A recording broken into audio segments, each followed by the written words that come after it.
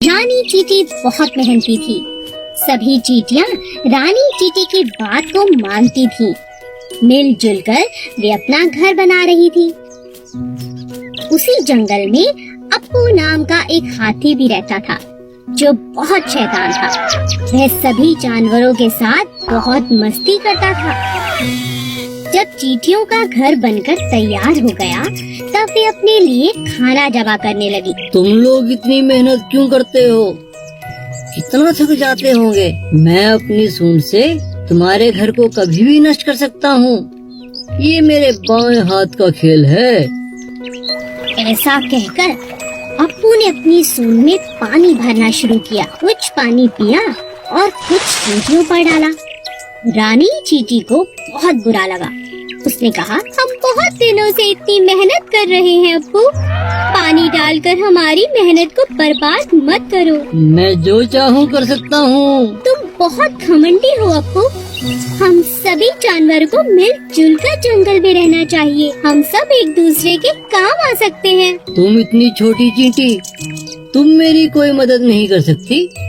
कुछ दिनों बाद जंगल में एक शिकारी आया। उसने अप्पू को पकड़ने के लिए जाल फैलाया और अप्पू उस जाल में फंस गया।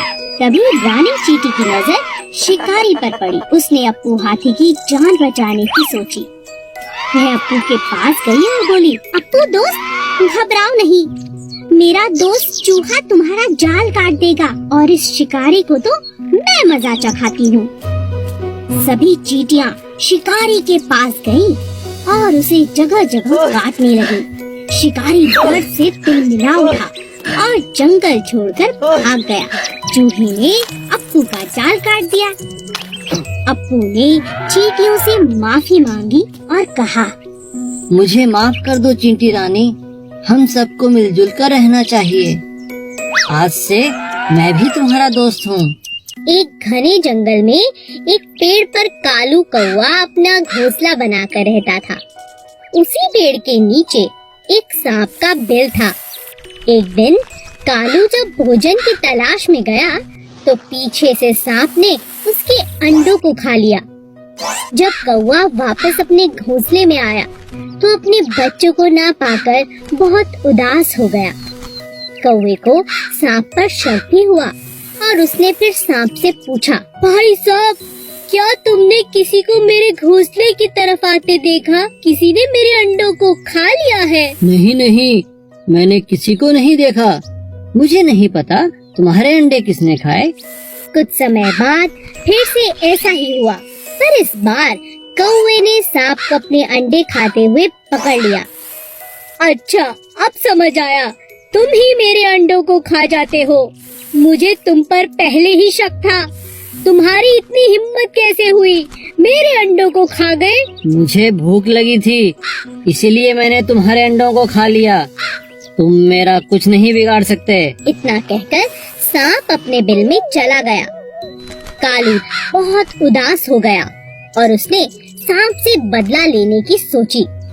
फिर वह उड़ता हुआ राजा के महल की तरफ चला गया। तभी उसकी नजर महारानी पर पड़ी, जो तालाब में स्नान कर रही थी। महारानी के कीमती जेवर तालाब के किनारे पड़े थे, जिनकी निगरानी उनके सिपाही कर रहे थे।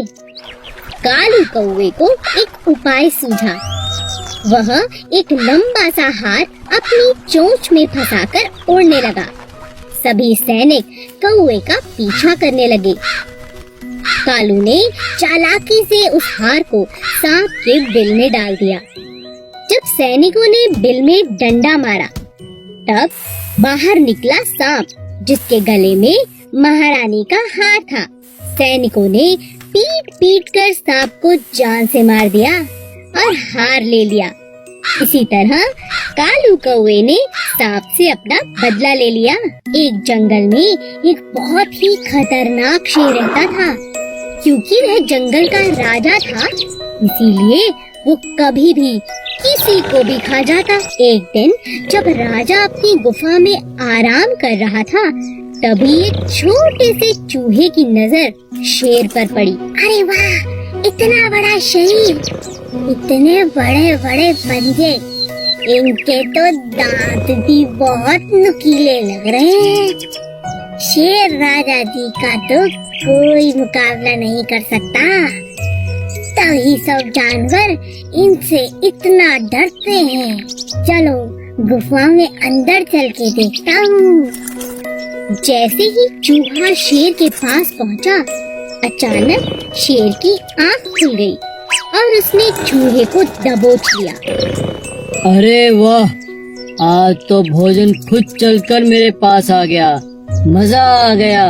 मुझे माफ कर दो राजा जी, मैं तो गलती से आपके पास आ गया। मुझे खाकर तो आपकी भूख भी नहीं मिटेगी।